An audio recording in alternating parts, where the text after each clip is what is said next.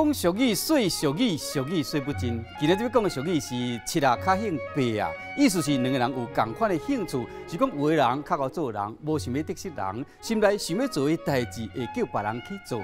台中有一位陈先生，受人的指使，以一件200到300块的代价，去新光户政事务所偷办别人的户口成本，2个月办31件，承办人员发现有问题，就报警处理。有心机的人，就利用别人去完成伊想要做的代志。星座专家讲，有心机的星座无个做，表面上看起来真认真、真严肃，伊利用别人达成目标。身边的天蝎座有心机，也阁袂凊彩去伤害别人。那得失伊的人，就爱细致。水瓶座有推理的能力，心思嘛是深藏不露，会说服别人来完成伊的目标。今日这讲俗语是“七啊较兴八啊”。